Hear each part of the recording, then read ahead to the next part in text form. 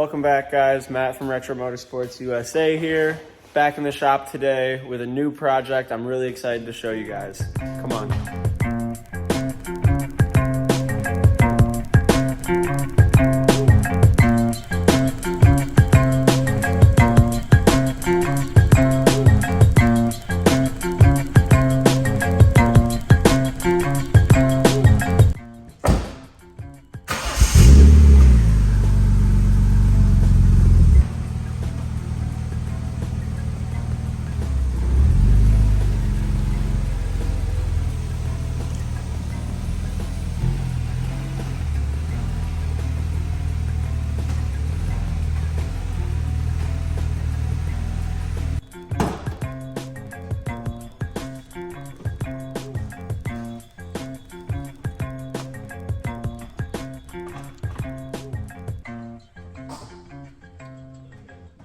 Back again with another beautiful E36 M3 we have in our shop for service. So let me show you this car. We're going to be getting to know it really well. Got a lot of service ahead of us on this thing. I'm really excited to get to know it. So if you come over here, this is a beautiful example of a 1997 E36 M3 Cosmos over black interior with the beautiful Vader seats. Love to see those as always. This car has got about 126,000 miles on it, and it is cared for by the owner, who takes great care of this car right here in the city of Chicago. He doesn't daily this car. This is a weekend fun car. So some of the stuff that we're going to be doing to this, you might not want to do on a daily, but he knows what we're getting into. We're going to be taking a stab at the cooling system on this, as well as a new alternator, belts, pulleys, and tensioners. Alright guys, so here is the cooling system stuff that we have. It's a lot of stuff, but it's good stuff. So we have a CSF radiator, obviously brand new. Then we have a Malle expansion tank with the brass bleed screw in it. Nice little upgrade. A new level sensor to go with it. A head temp sensor for the cylinder head. We have a brand new BMW head temp sensor. Then we have a URO Euro Parts aluminum thermostat housing, a Mishimoto lower temp thermostat, as well as a set of ECS hoses, an ECS water pump pulley, a Stewart Racing water pump. I know everybody loves those. These things kick ass. And then we have some, looks like, I've never heard of these, Reboot Engineering radiator mounts. Those look pretty good. And then last and least, we have the rain overflow expansion tank hose. But yeah, here's what we have for the cooling system. So without further ado, we're going to start getting into it.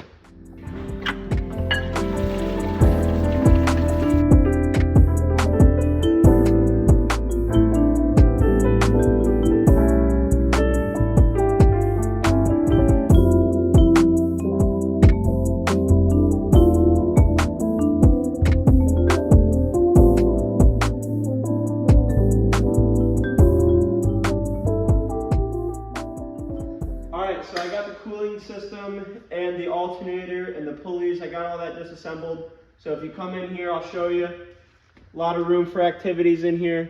Got everything torn down. The only thing so far that I've put in is, if you come in here, you'll see the head temp sensor in there.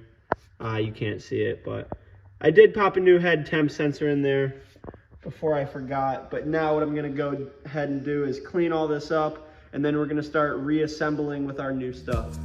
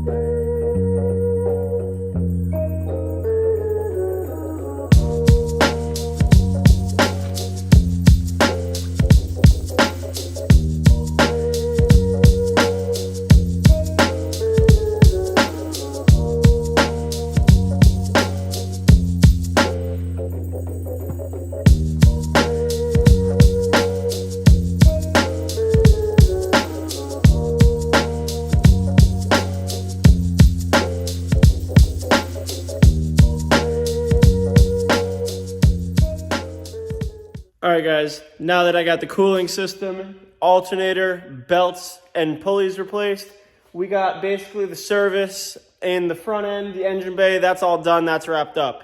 So I really wanted to wrap that up quick. That's the easy work, that's the maintenance. So when we get to the meat and potatoes, we're gonna have some fun. But for now, I'm gonna get this thing off the lift and out of the way.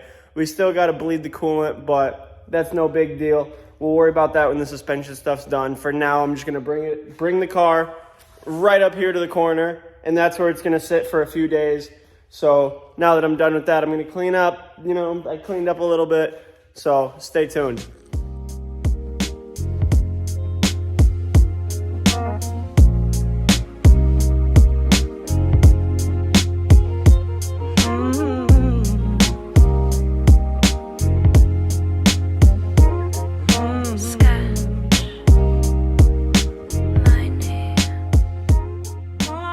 One thing we noticed is that this car was missing these little caps right here. So let's get those back on. Look pretty good. Clean them up a little. Let's go ahead and get the other side on too.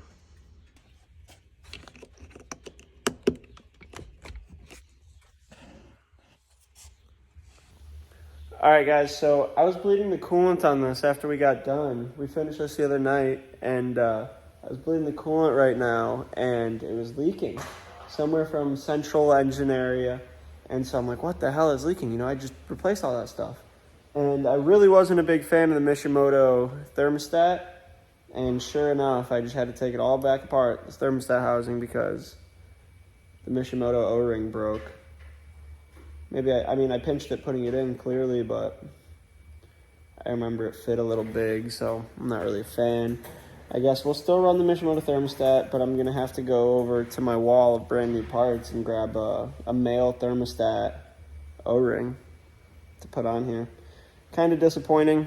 The one Mishimoto part we used failed before it could even go into service, but hey, that's the way she goes. What's up, guys? Welcome back. We have this beautiful M3 up on the lift. Cooling system finished up. Some new tensioners, belts, pulleys, alternator, that good stuff. And like I said, the cooling system. So now it's really time to get into the meat and potatoes. We're gonna be dropping the rear subframe out so our buddy Jerry can come. He's coming tomorrow to do some welding on this thing. And so that leaves us with subframe, gotta get removed. So it's a really clean car, it should be a pretty simple process. We're gonna go ahead and get to it. All right, so we went to town. We got in a fight with an e-brake cable. Had to cut this one. It would not come out. It was basically seized inside of the chassis. So we had to cut that. So we're down an e-brake cable. The other one did play nice, but everything else was pretty straightforward. We snuck the calipers up here, so they're just zip tied out of the way because we don't want to bleed brakes when we're done. So we're just not even gonna open that system. Shocks are disconnected. Plugs are disconnected. Plug here is disconnected. So the next thing that we need to do is basically, we're just gonna drop it down, basically the floor level, get a jack right underneath the diff here, hit our last few. We already cracked them loose. Our subframe bolts, the stud is coming with this front right, so it is what it is. I'd honestly rather have the stud come out with the nut rather than like this one, like where if it's gonna come down all uneven and get caught, you know, that's not fun. But yeah, so next thing we're gonna do is drop the car down to floor level, get the diff underneath, and crack these, and then we'll drop the subframe out.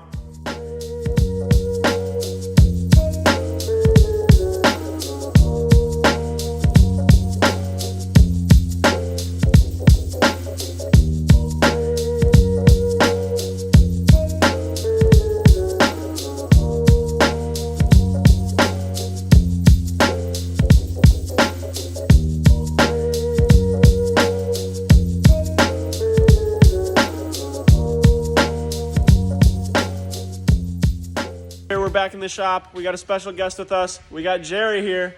Jerry came to do some fab work, welding the rear trailing arm reinforcements and the sway bar reinforcements on our beautiful M3 that we're working on. So you'll see some of Jerry's work. So stay tuned.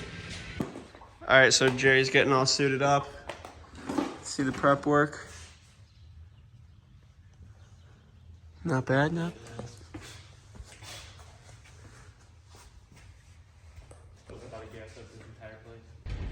All right, Jerry's been cracking on the prep work. What do you got?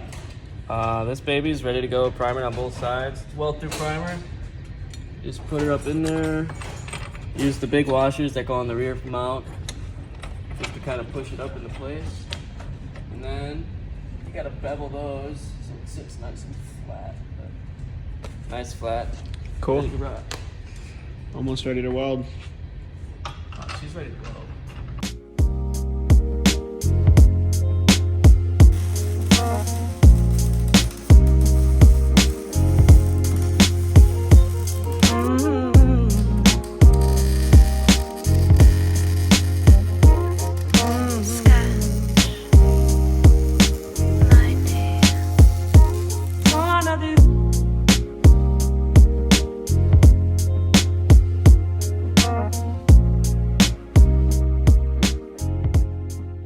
Well, Jerry just got finished up welding, cleaned up.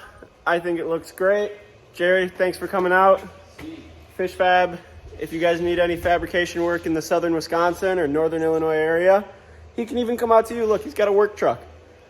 Look at that, cute little work truck. He's also got an E36, so that's why we like him.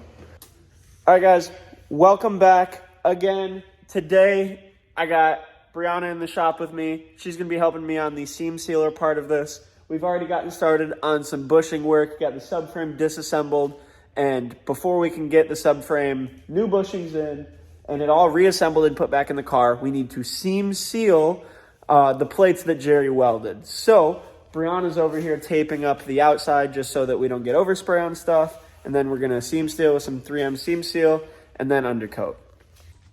So you can see, we just put a little bit of tape right here, just so that when we're spraying in here, we're gonna be spraying from an angle like this with our nozzle. So I'm not too concerned about overspray out here. But down up in here, you can see we have the weld through primer and then the bare plate. So we're gonna go ahead and seam seal that up, and then we're gonna go ahead and undercoat over it to look factory up in that pocket. All right, Brianna's having fun with her arts and crafts with the seam sealer. I think that looks beautiful.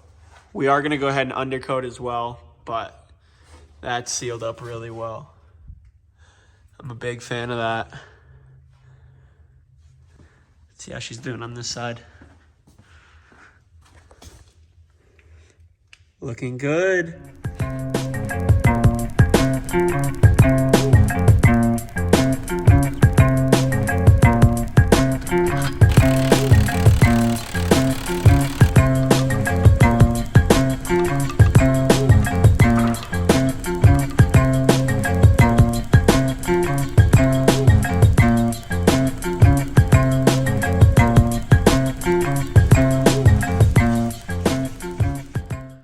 So here's the subframe mostly reassembled. Remember, we did these upper joints, lower joints, trailing arms here, which you can see in there. Then we also did the diff bushings on the cover, as well as the subframe bushings and the diff bushing inside here. You can see we also have a new bolt, brand new front diff bolt. Those like to be not straight anymore when you pull them out. They like to bend. We got everything locked down, nut and bolt, a few new pieces of hardware.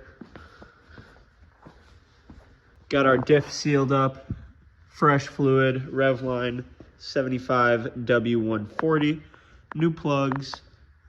Looking pretty good.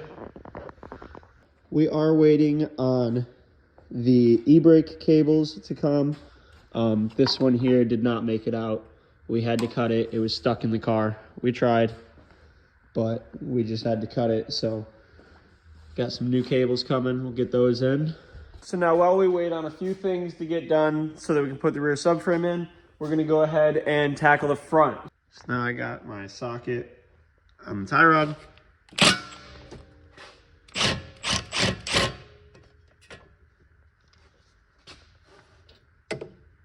Easy peasy. So now I got the boots pulled back, and I just use these Nipex style Milwaukee plier, and crack the inner tie rod loose right here since we're replacing the whole assembly. And same thing on this side. So now I can just spin this off. I have the steering rack completely straight. Steering wheel is completely straight, but like I said, we'll be aligning anyways, so not a big deal. But yeah, that's the easy way. We're not gonna touch where the inner and the outer meet. Not gonna mess with that at all. So they'll be out in just a minute. Makes for quick work. So now that I got the old tie rods out, one thing that you always want to make sure that you do when you do inners, outers, you should do them as a pair, but you want to make sure your rack is centered. So see, we're 2 inches there, we're 2 inches there. Okay, so I don't really care where the steering wheel is right now. We will correct that later, but this rack wasn't centered. So that's something people always forget to do. You got to center the rack. You don't want more left turn than right turn. Come on now. Yep, 2 inches. Standard. All right, now we're gonna get our new Lemforters put together, assembled Lemforter boots. So let's get all the vegetables out of the way. Get to the meat and potatoes next.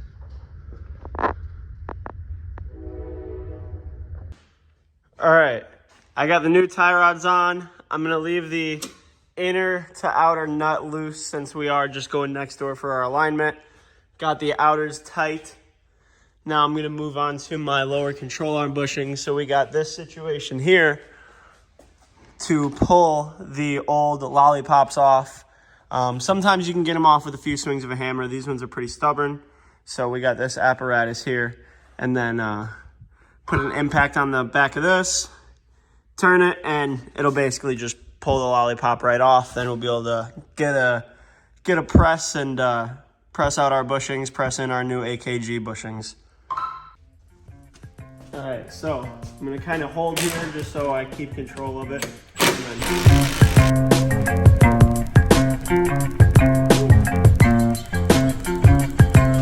Then I'm just gonna introduce some fire.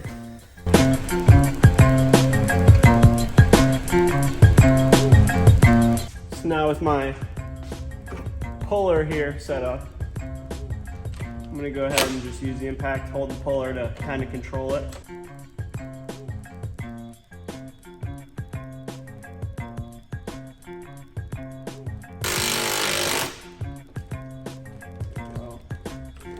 There it is. So sometimes they don't come out too nice, but that's why we're replacing them anyways. All right, we got our old bushings pressed out, new AKG bushings pressed in. Line the dots up. You know the drill. Let's get these tapped on to the end of our control arms here. All right, now we got our tie rods done. Got our lower control arm bushings done, and we got everything tight, torqued down, paint marked, just so we know nothing's coming loose.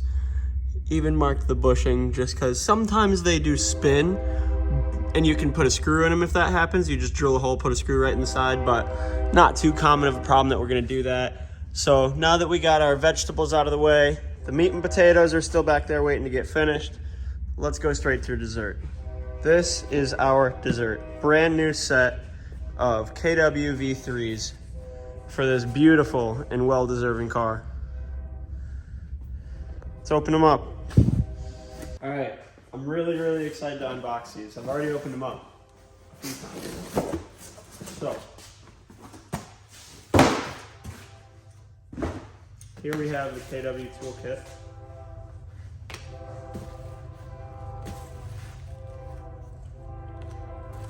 Comes with one spanner wrench, spots for two, but only one, I guess. And some dial and some other little thing. Interesting. Okay.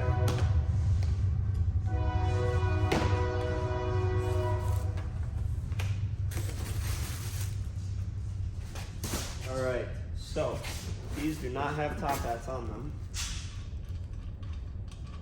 which means we have to put top hats on them, which is the next thing that I'm going to unbox, which is our brand new ground control top hats. So take a look at those separate. So here we have the brand new ground control top hats, front and rear. So we're gonna be putting these onto the KWs. All right, we are ready to rock and roll. We got our rebound and bumps set the same. We got our height adjustment set the same. And now all we got to do is throw it all in the car, make some final adjustments, and we'll be in business. So let's get to it. Got the front coilovers installed, pretty much wrapped up. Got the KW end links in as well. Boom. Now on to the rears. Well, been busy today. Got the KWs on the rear. Got the KWs on the front. Got our new tie rods in. Got our third thermostat in this. We have the original, the Mishimoto, and now we have a male, whatever, someone correct me. It's like an OEM, spec. 88 degrees Celsius rather than 68 with the Mishimoto, but we weren't feeling the Mishimoto after all. So put an OEM one back in today. Got to bleed the coolant still. I did fill it up, no drips on the floor. So that's good. Got our new end links in. Got a bunch of stuff done. Good productive day.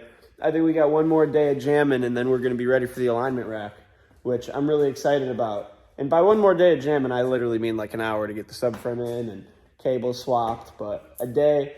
The next day we work on this, it'll be ready for the alignment rack. We got an appointment Friday next door. And so I'm excited to get this thing up on a rack and adjust on all of this new stuff, and then I can make this thing drive pretty damn good. So stay tuned. I'll be back for you in just a second.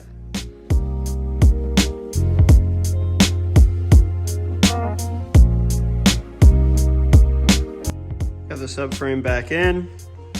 Got it pretty much all tidied up. Got the calipers back on and everything. I cut the e-brake cables here so that we can drive the car. I forgot that we do have an alignment scheduled prior to when the new cables are going to come in. So we will have to disassemble the calipers again, get the rotors off and replace the cables. But for now, everything else is tidied up. Shocks are in, springs are in, trailing arms are up.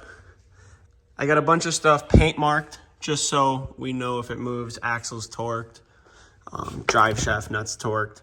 But there is some stuff that I did not mark because we're probably going to touch it again once we get on the alignment rack, like the rear trailing arms, the calipers. I didn't mark those. Some other stuff. So we'll definitely have it up in the air, but the subframe is in. That's exciting.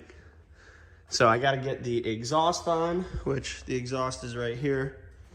Probably going to just throw some spit shine on it real quick, some simple green, just to clean it up. Because look at that. So probably clean up the bottom of it just so it looks nice in here. But yeah, we are cranking away. Got the muffler shined up real quick.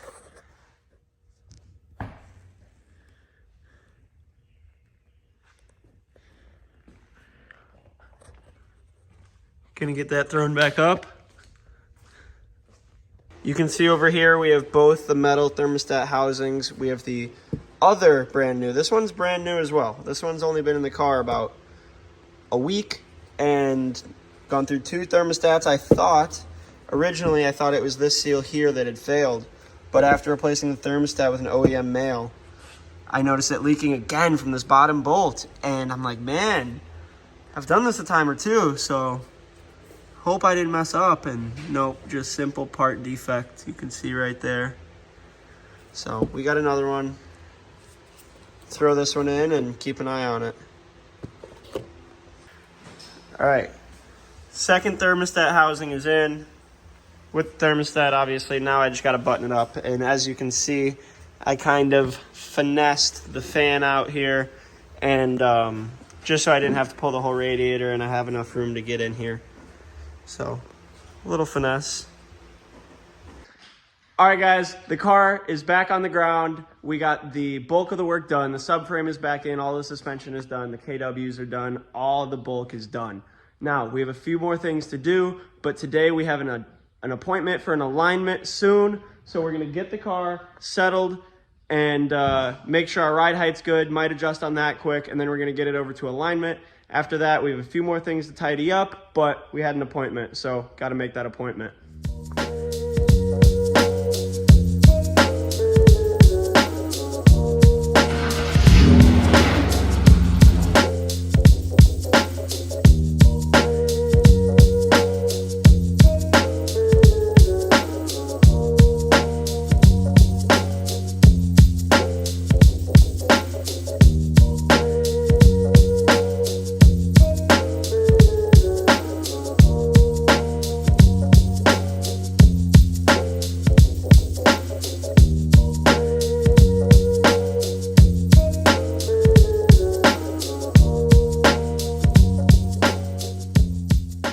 All right, so we've already taken it around the block, but this is our second time on a test drive in this thing, and it feels fantastic.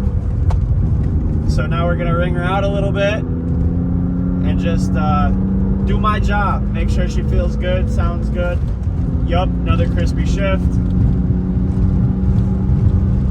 Mondays, am I right? Brakes a little, make sure she feels good. Stopping in a straight line too. Click down to third and go.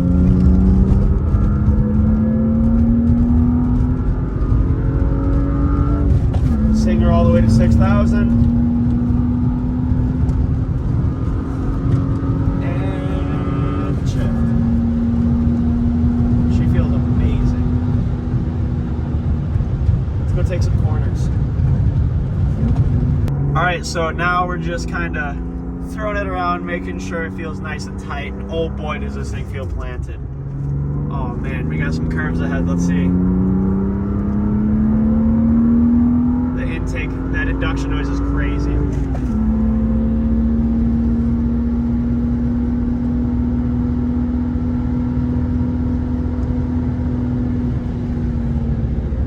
Brakes feel good. Feels so planted in the curves. I mean, this is really a true pure example of a gorgeous driving and looking and feeling E36 M3. It really, the shifter is tight, the steering is tight, everything just feels amazing on this car. This is top 3 E36 M3s that I've ever driven, and I've driven a lot of these things.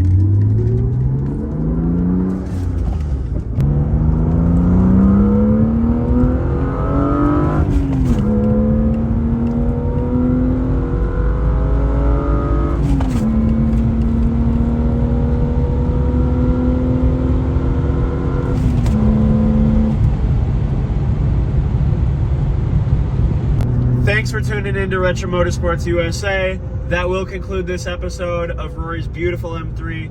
Thank you to Rory for entrusting us with his beautiful, beautiful E36 M3. Got a lot of work done, and it wasn't just me. A whole village came together to help build this car. And I want to give a shout out to Fish Fab, and I want to give the shout out to the other guys at Retro Motorsports, Adrian, Thomas, and Alex. Really, we couldn't have done it individually. This was a group effort, so thank you guys for tuning in. See you in the next one. Make sure to follow us on Instagram, TikTok, and of course, you're here on our YouTube, so you might as well subscribe if you like us. Give us that thumbs up, and make sure to leave a comment, share us your thoughts. If you have one of these cars and you're looking for parts, don't forget to contact us. Again, our Retro Motorsports USA parts inventory is growing every day. So if you have an E36 or a similar generation BMW, we either have what you need or we can get what you need. Whether it's here, across the pond, or anywhere on God's green earth. So really, thank you guys for tuning in. We'll see you next time.